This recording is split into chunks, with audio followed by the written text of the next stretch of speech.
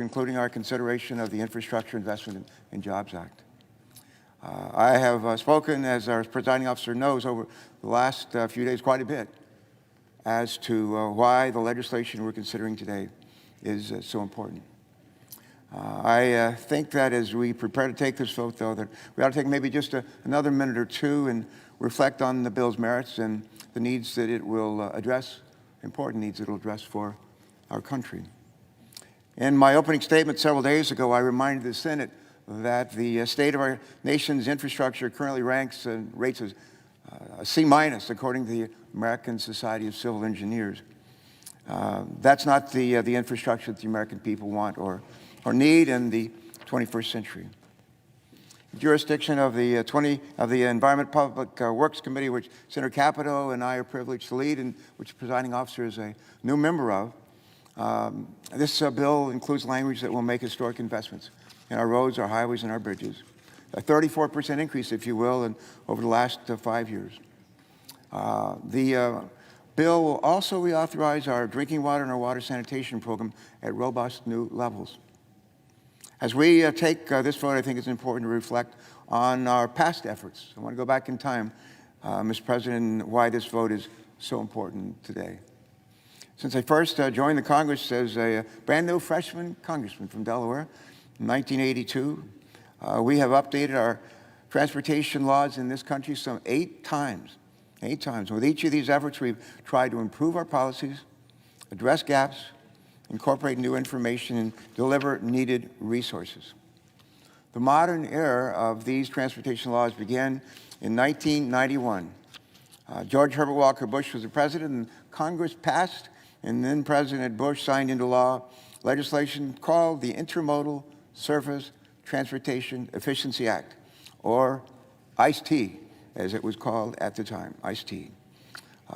Until ICE-T, that legislation was adopted, enacted, signed into law. As a matter of federal policy, we divided transportation into separate systems. We had, on the one hand, highways. On the other hand, we had rail. On the other hand, we had transit. And our policies really didn't consider them as a unified, integrated system, which is how most commuters and most travelers in our nation really thought it to be. ICE-T sought to change that. ICE-T sought to change that by requiring integrated regional planning of transportation systems that accounted for and better facilitated connections amongst our highways, our rail, and our transit to enable more efficient freight movement and more efficient movement of people. It was around the same time we also integrated our transportation policy with the Clean Air Act, which represented a major strengthening of our pollution laws to respond to urban smog, acid rain, ozone depletion, and other air pollution problems. For the first time, transportation planning was obliged to take into account pollution from mobile sources and take steps to reduce the considerable contribution of transportation to air pollution. Today's legislation substantially builds on our historic efforts to reduce dangerous emissions like greenhouse gases, in particulate matter, that spew from too many of our cars, our buses, and other modes of transportation. Congress took another major leap in transportation policy a few years later, in 1998, in fact, when the Transportation Equity Act for the 21st century, also known as T21, which focused on improving safety while advancing America's economic growth and competitiveness. Nearly 10 years later, 2005, as transportation fatalities reached a 10-year height, over 43,000 people. Over 43,000 people. President George W. Bush, son of Herbert Walker Bush, signed into law the Safe, Accountable, Flexible, Efficient Transportation Equity Act, a legacy for users. That's a long title, but we found an acronym for it, SAFETY-LU, in 2005. And at its core, the key to remember is this legislation improved high transportation safety through the creation of the Highway Safety Improvement Program to reduce highway fatalities. Then in 2012, President Obama signed into law the Moving Ahead for Progress in the 21st Century Act, known as MAP 21. Responding to concerns about the growth of the number of small programs, MAP 21 sought to simplify the highway program structure, provide more flexibility to states, while also increasing their accountability and focusing on performance outcomes, including safety, asset conditions, congestion, and air quality. Congress reauthorized our transportation laws most recently in 2015, when President Obama signed into law the Fixing America's Surface Transportation Act, or FAST. The FAST Act focused on freight movement, supported with new formula and competitive grants for highway and intermodal freight, as well as a focus on federal and state freight planning efforts. Today, our interstate system is still a critical national asset, carrying over a quarter of all motor vehicle travel in our nation, over 1/4, despite being only 1% of all lane miles. These highways have enabled a significant expansion of truck movement, including supporting local businesses, interstate commerce, international trade, and providing Americans with access to low-cost goods and services. Along with the many benefits of interstate highways have come indisputable costs. Highways have spawned sprawling, auto-dependent, and development patterns that exacerbate greenhouse gas emissions, thus compromising our efforts to deal with a changing climate. Interstate highways divide communities and were often intentionally built through minority and low-income families, becoming very tangible evidence of racism.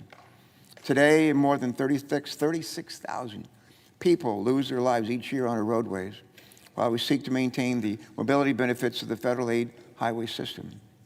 We must also acknowledge and address these significant detriments. Mr. President, we have been at the hard work of transportation policy for a long, long time in this country, and we have enjoyed major success benefiting our people and our economy. And if we're honest with ourselves, we have made a few mistakes along the way, dividing communities with poorly considered projects, and dividing a transportation sector that produces twice as much greenhouse gas emissions as any other country's transportation sector. We have an opportunity to learn from both success and failure, and we must account for new challenges that were not on our radar screens in the past, not the least of which are the serious threats of climate change and the obvious specter of environmental injustice. Today, we're rising to the challenge.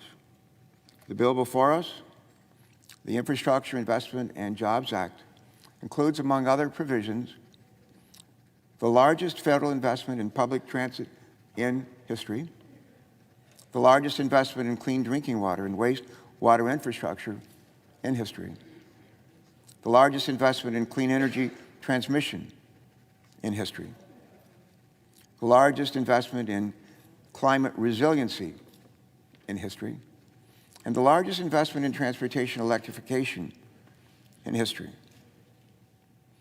Infrastructure policy, Madam President, is a little bit like an aircraft carrier. The immediate past presiding officer just left the podium, retired Navy captain, so am I. And he and I both spent a fair amount of time in airplanes, and he spent a fair amount of time in outer space as an astronaut. And but we've both spent some time on aircraft carriers. And we know that you can't turn an aircraft carrier on a dime. With the Infrastructure Investment and Jobs Act, we are, as we say in the Navy, coming hard about. Coming hard about. Carrier is turning. We're finally recognizing climate change and addressing it. And we're recognizing some of the mistakes of infrastructure policy in the past and fixing them. Before I call for us to invoke cloture, I'm channeling today, of all people, Winston Churchill. I love Churchill. I know he's quoted by a lot of my colleagues as well. One of my favorite quotes from Churchill is, the further back we look, the further forward we see. Another one I especially like from Churchill is, you can always count on America to do the right thing in the end after trying everything else. And it would seem as we've gone through this legislative process, we've tried just about everything else. And we've had a lot of actually surprisingly good debate here on this floor. The offering, as Senator Capito my colleague, my partner in leading the Environment and Public Works Committee, who's done a great job. But we've seen a lot of amendments offered, over 20 to this bill. I think most of them are bipartisan. A bunch of them have been adopted. The other thing I would just offer from Churchill is another one of my favorites. Democracy is the worst form of government, divides by wit of man.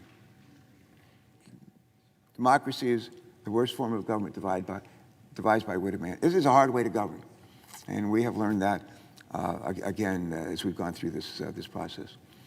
As we prepare to maybe hopefully involve cloture, I again want to say how much I've enjoyed working with our ranking member, Senator Capito, two West Virginians, native West Virginians who have found the common ground on these issues and worked hard to lead our team and with a lot of other committees of jurisdiction.